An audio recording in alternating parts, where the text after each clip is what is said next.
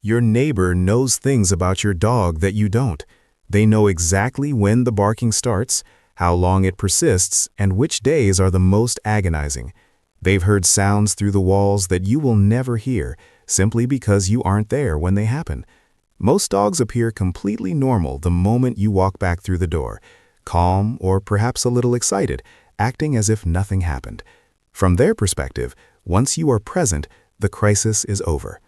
But you've seen the silent evidence: a sofa cushion out of place, a corner of the rug shredded, or a specific heavy silence from a dog who knows the atmosphere shifted the moment you walked in.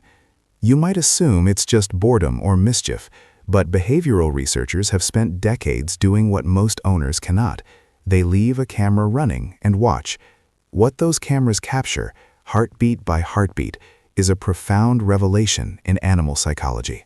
Your dog isn't just missing you. A specific physiological process is occurring in their brain, and it starts before you even close the door. In 2010, researchers at the University of Milan found that vocalizations, barking, whining, and howling, began an average of just 3 minutes and 15 seconds after departure. Destructive behavior typically started within 7 minutes. That is how little time it takes for your shoes to be at risk. The more interesting finding is what happens next. After that first frantic phase, the noise often subsides. If you came home to a quiet house, you'd assume the dog had settled. They haven't. Cameras show that as vocalization decreases, panting often increases, and heart rates stay elevated. The dog simply shifts from an active expression of distress to a silent, physiological one. The noise stops, but the internal activation remains. Research shows this stress doesn't follow a clean decline. Instead, it cycles. Every 23 to 28 minutes, there is often a new spike, a renewed burst of movement or howling, followed by a quieter period. This silence isn't calm, it's a pause between waves of anxiety. In contrast, dogs without separation issues spend roughly 97% of their time in truly passive behavior, resting or sleeping. The difference isn't just about breed or age, it's about what the dog has been taught to expect. In the 1980s, behaviorists documented that dogs with separation anxiety show measurable stress responses while the owner is still inside.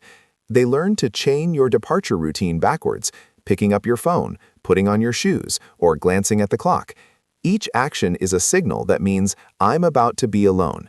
By the time you reach the door, the dog is already in a state of panic. This challenges popular advice about desensitizing dogs to keys or shoes. Research from Barcelona in 2014 suggests that making departures unpredictable doesn't always reduce fear.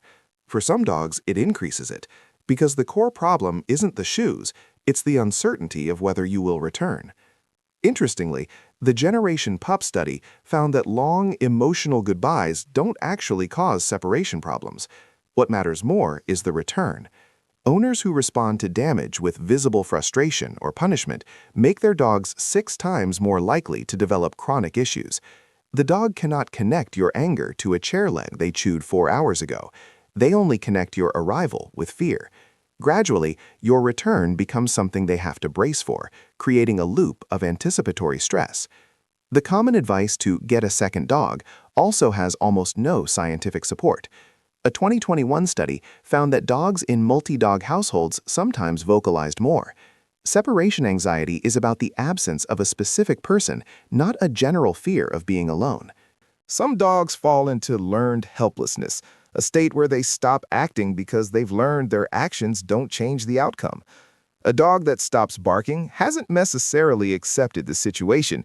They may have simply given up. Recent data even shows that in severely anxious dogs, long-term cortisol levels in their hair can be lower than in calmer dogs because their stress systems have literally burned out. There is also a deep biological link between owner and pet. Research from Linköping University showed that long-term stress levels in dogs often mirror those of their owners. The owner's cortisol levels predict the dog's, not the other way around. Your dog's anxiety doesn't happen in isolation. It happens on top of the shared emotional environment. While the market is full of pheromone diffusers and calming supplements, Rigorous studies show they often have modest to no effect on heart rate or barking. Puzzle toys might provide a few minutes of distraction, but once the food is gone, the realization of your absence hits even harder. The most consistent evidence supports graduated exposure. This isn't leaving for 5 minutes and hoping for the best. It's starting with seconds, touching the door handle and sitting back down, stepping outside for 10 seconds and returning. You are building a history of return so incrementally that the dog's nervous system never has the chance to spike. Once a dog can tolerate about 40 minutes of absence, they have usually updated their internal prediction system enough that longer durations become much easier. Ultimately, the cameras show us that dogs aren't badly trained. They are responding to the absence of a specific nervous system, yours, that their own has been calibrated against. We aren't just teaching them to stay quiet, we are teaching their nervous system that the door closing and the door opening are simply two parts of the same predictable event.